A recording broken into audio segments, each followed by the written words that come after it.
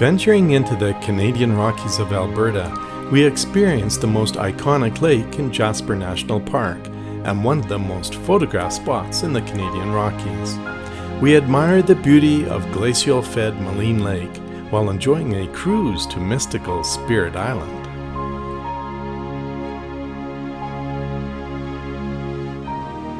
While visiting beautiful Jasper, we drive 45 minutes to Maligne Lake.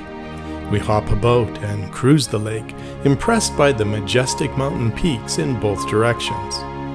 We make a brief stop at a vantage point to observe fabulous Spirit Island. And on our way back, we stop at downstream Medicine Lake and learn about its unexpected behavior. Maligne Lake is the second largest glacial-fed lake in the world, second only to Lake Baikal in Siberia. It's also the largest natural lake in the Canadian Rockies. Fred Brewster established the first camp at Maligne Lake in 1914, offering overnight horseback trail rides from Jasper. And as popularity grew, he built the historic Maligne Lake Chalet and Guest House in 1927. The historic boathouse here was built by Curly Phillips in 1928, offering canoe and rowboat rentals and boat rides to Spirit Island. In 1969, a public road was finally opened all the way to Maligne Lake. Today, you can still rent canoes at the boathouse, and if you're adventurous, you can paddle 14 kilometers one way to Spirit Island. You'll need about 5 to 8 hours for the return journey, and you have the option of staying overnight at a couple campgrounds. We choose a boat ride, and they leave about every half hour, and the return journey is about 90 minutes. The popularity of Maligne Lake is a tribute to the epic adventures of a determined pioneer woman named Mary Schaefer. Originally from Pennsylvania, she explored this unknown region with her first husband. Loving the Canadian Rockies, she continued to investigate the region after his death in 1903. Mary first learned of the lake from wilderness guide Jimmy Simpson, who had a cabin at Bow Lake.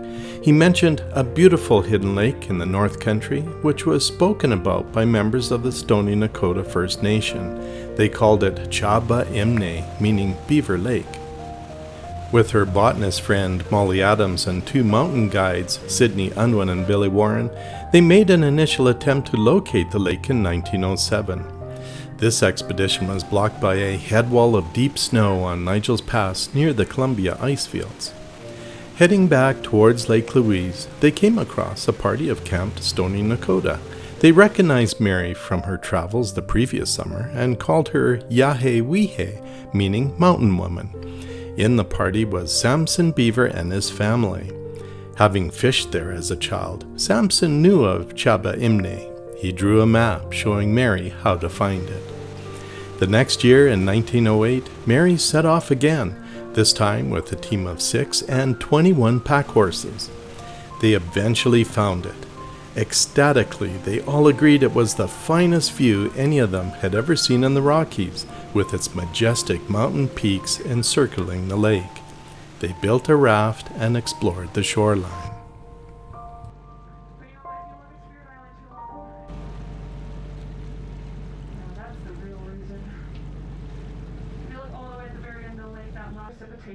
And tears of the paddlers making their way through.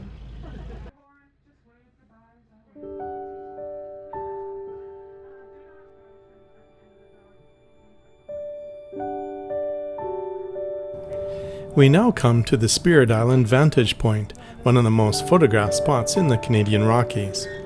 It skyrocketed to fame by Kodak in 1960 as their showcase picture on display in New York City's Grand Central Station, promoting color photography.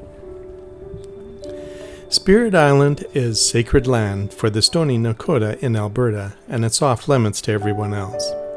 One account of its legend is about two young lovers from feuding tribes who would secretly meet on the island. Eventually, the young woman confessed her forbidden love to her father, and she was instructed never to return. Her lover continued to return to the island, heartbroken and disappointed, where he eventually died and his spirit still resides. I also heard the Stoney Nakoda used the island for rites of passage, where youths would stay on the island for a few nights and return as an adult.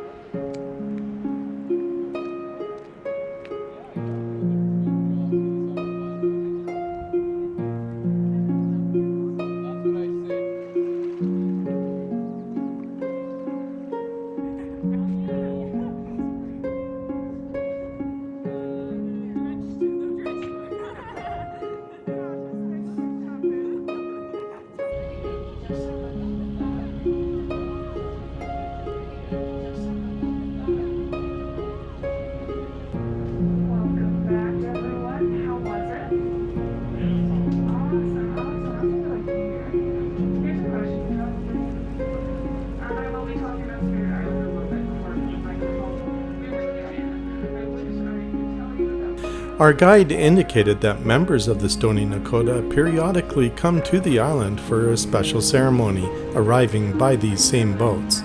They planted the arrow visible on the island.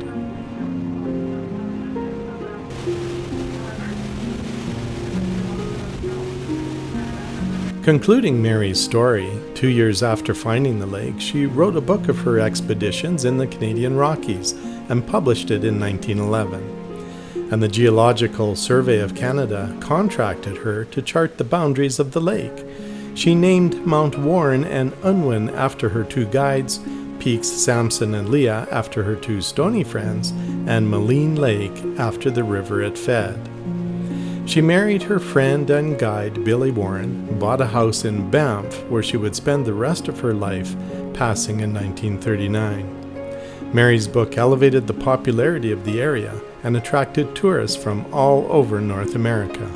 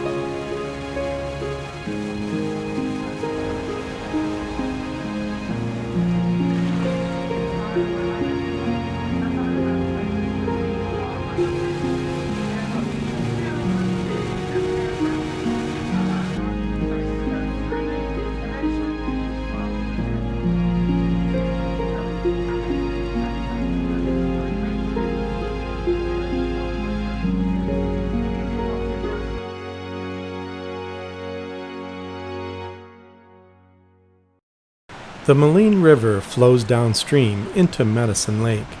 We make a quick stop at the north side of Medicine Lake, which is famous for its disappearing water. In the summer, it looks like a lake, but in the fall, the water drains without a visible exit point and becomes not much more than a meandering stream in a mudflat. Indigenous people thought it was magical and named it Medicine Lake. The lake bottom has sinkholes with underground crevices and a cave system feeding into many lakes and rivers in the region. During the summer months with high water levels, the lake is large, and this beautiful area here can be flooded and closed off, as was the case when we cruised Maligne Lake in July. This footage here was taken a month later in August and shows a beautiful but small cascading stream, not quite the size of the Maligne River we would expect. Later in the year, as the water levels reduce, this surface area dries up, with all the remaining water flow going underground. The Maligne River then reappears 16 kilometers downstream before entering the Maligne Canyon.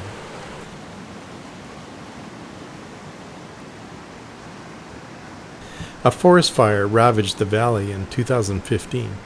The fire had grown quickly, cutting off roads into Maligne Lake. 1,000 people were evacuated from the valley, including the airlifting of over 50 hikers. If you enjoy my videos, I encourage you to subscribe to my YouTube channel and click the bell to be notified of new releases. It's free, and sharing with your friends is much appreciated.